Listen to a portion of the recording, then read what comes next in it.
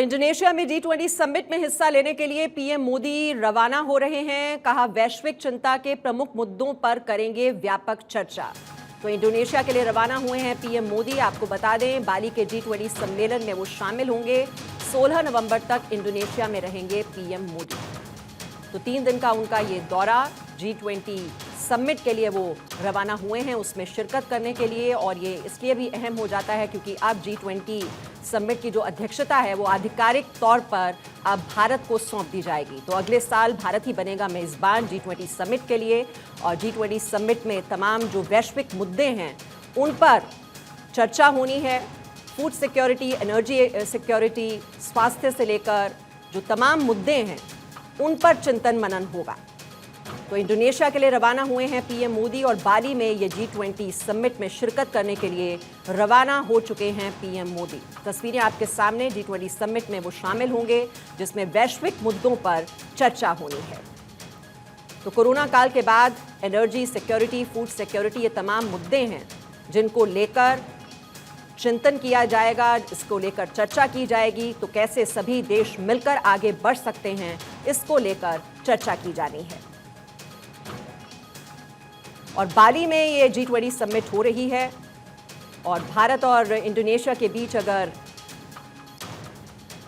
संबंधों की बात की जाए तो ये संबंध, ये दोस्ती बहुत ही पुरानी है। और खास तौर पर बाली द्वीप, जहां पर हिंदुओं की आबादी सबसे ज़्यादा है, और ऐसे में जो सांस्कृतिक रिश्ते रहे हैं, व्यापारिक रिश्ते तो इंडोनेशिया के साथ हैं ही। अब इन व्यापारिक रिश्तों में भी किस तरह से और मजबूती लेकर आनी है, ये भी बहुत अहम हो जाता है इस G20 समिट के जरिए, क्योंकि वहां पर ये मुलाकातें भी होंगी।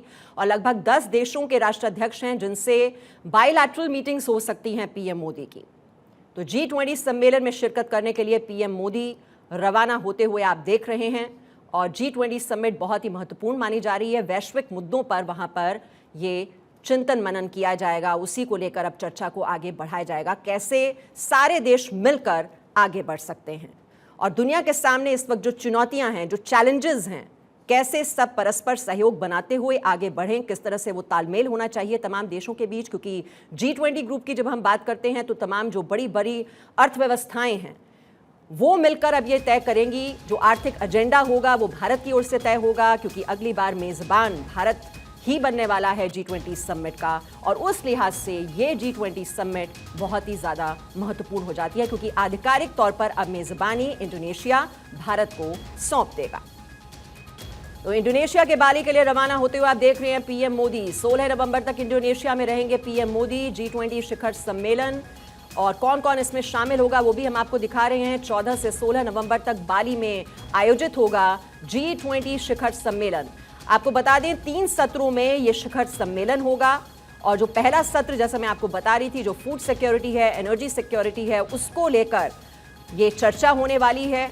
और ये तीनों सत्र बहुत ही महत्वपूर्ण रहने वाले हैं। अलग अलग मुद्दों पर आगे बढ़ा जाएगा और पीएम मोदी तीनों सत्रों में हिस्सा लेंगे। तो 3 सत्र होंगे और तीनों सत्रों में पीएम मोदी शिरकत करने वाले हैं। तो ऊर्जा संकट का मुद्दा है जिस पर गहन बातचीत होगी पहले सत्र में। तो वो कौन से चैलेंजेस हैं जो इस वक्त सभी देशों के सामने हैं। स्वास्थ्य का मुद्दा है, इस पर चर्चा होगी दूसरे सत्र में। तो 3 सत्रों में रखा गया है इसको। और तीसरे सत्र में डिजिटल ट्रांसफॉर्मेशन पर फोकस रहेगा।